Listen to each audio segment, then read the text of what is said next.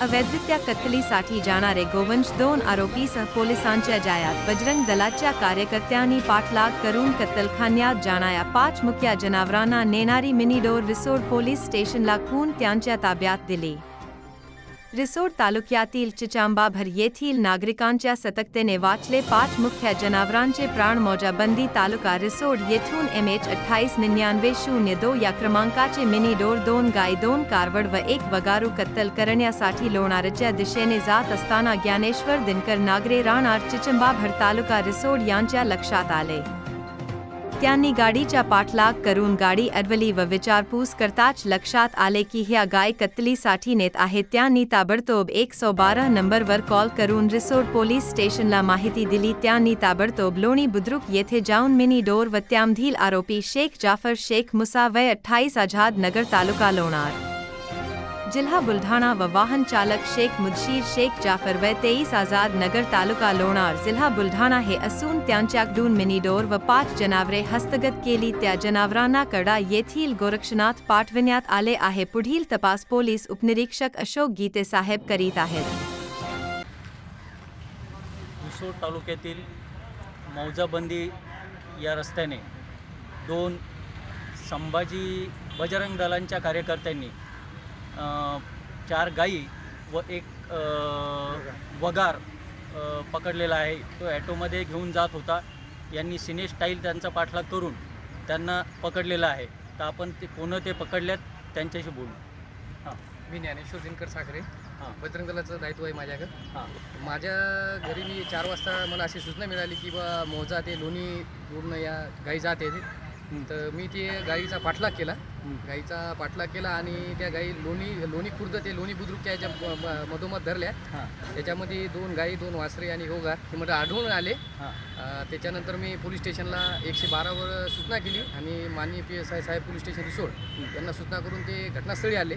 त्यांनी पंचनामा केला वगैरे बघितल्या आणि त्या गाई आम्ही कायदेशीररित्या इथं रिसोड पोलीस स्टेशनला जमा केल्या आणि पुढील कारवाईसाठी रिसोड पोलीस स्टेशनच्या सुपूर्द केले. तिथून आता ते काही याला गोरक्षणला त्यांनी पाठवल्या अशी सूचना आम्हाला त्यांनी दिली.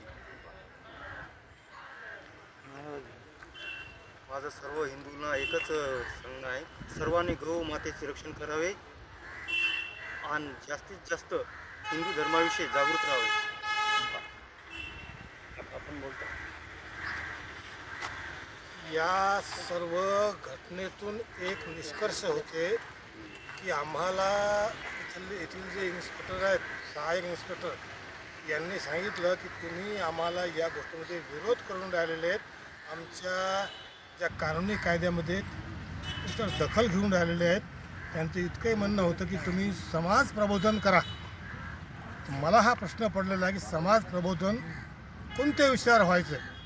मी मागेसुद्धा खुफियावाल्याला म्हणलं होतं की एक कार्यक्रम असा घ्या की हा जो गाय विषय आहे या गायीवरच लोक का अडवतात आणि यांनाच का गाईलाच का वाचवतात याविषयी पूर्ण अगदी स्वर्गवासी आदरणीय राजूभाऊ दीक्षितजी यांनी सांगितलं होतं लखनौमध्ये की पूर्ण गोवंश जो आहे हा कापण्यात निष्कर्ष चांगला फायदा आहे का यांना सांभाळण्यात फायदा आहे.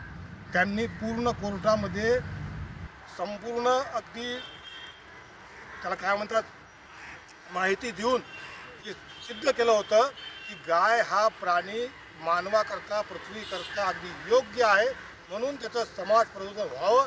मी अगदी इन्स्पेक्टरला धन्यवाद देतो की त्यांनी हा शब्द वापरला की समाज प्रबोधन व्हावं. तर नक्कीच मी समाज प्रबोधन याचं या गायीविषयी पोलीस स्टेशन मार्फत करणार. धन्यवाद. आम्हाला जे रिसोड तालुक्यामध्ये गायीसाठी जे सहकार्य लाभलं आणि आपल्या रिसोड तालुक्याचे आपले संयोजक अभिजित सावरकर भाऊ यांचे आम्हाला खूप लाभलं. ते 2 मिनिटं सांगतील. या ठिकाणी रिसोड पोलीस स्टेशनला त्याची सर्व कारवाई केली आहे आणि तिथून त्या गायी गोरक्षण करता येथे पाठवण्यात आलेल्या आहे. पुढील कारवाई येथील पोलीस उपनिरीक्षक नागरे साहेब करत आहेत. आपण पाहतात महाराष्ट्र मीडिया प्रत्यक्षण. आपल्यासोबत कैलास महाजनसोबत शेख सर्व.